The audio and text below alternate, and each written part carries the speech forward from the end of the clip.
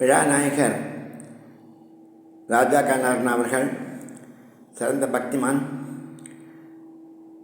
புதன்கிழமையன்று பாதக்குடிக்கு வந்து உபதேச குருபீடத்தில் தீட்சை பெற்றுக்கொண்டார்கள்.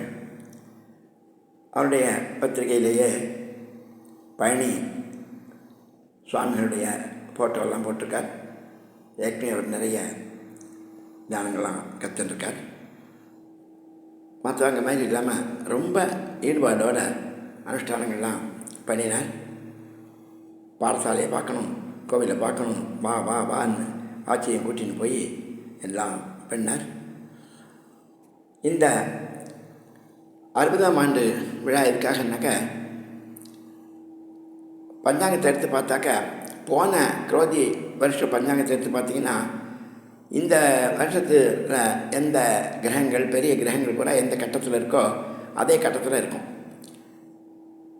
பெரிய கிரகங்கள் பூரா சனி, சூரியன், குரு, புதன், செவ்வாய் இதெல்லாம் அதே கட்டத்தில் தான் இருக்கும். சின்ன கிரகங்கள் சந்திரன், ராகு, கேது இதெல்லாம் தான் மாறி இருக்குமே தவிர பெரிய கிரகங்கள் ஒன்று கூட மாறாது. ஏன்னா 120 வருஷம் எல்லா கிரகங்களும் பூமியை சுற்றி வர்றதுக்கு, சூரியனை சுற்றி வர்றதுக்கு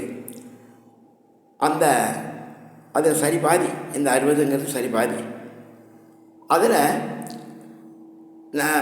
கிரகங்கள் ஏதாவது இருக்கக்கூடாத இடத்துல இருந்ததுனாக்க அந்த தோஷங்கள்லாம் பரிகாரம் ஆகணுங்கிறதுக்காக, சாந்தின பரிகாரம்னு அர்த்தம், அதுக்காக செய்கிறது தான் இந்த ஷட்சத்த பூர்த்தி அப்படிங்கிறது. அது மட்டுமல்ல, இப்போதே சொல்லி வைத்தோம் அப்படின்னு இந்த மனித பிறவியினுடைய நோக்கம் என்ன அப்படின்னா, மற்ற மிருகங்களைப் போல் சாப்பிட்றது, தூங்கிறது, குழந்தை குட்டி பெற்றுக்கிறது, இதுதான் மனித பிறவியின் நோக்கம். இதுக்கு 6வது அறிவு தேவையே இல்லை. காக்கா, குருவி, அணில் இதெல்லாம் கூட கூடு கட்டுறது, ஆடு மாடெல்லாம் கூட அதோட வீட்டுக்கு தேடின்னு வந்துடுறது. இதுக்கு தனியாக 6ஆம் அது அறிவு தேவையே இல்லை.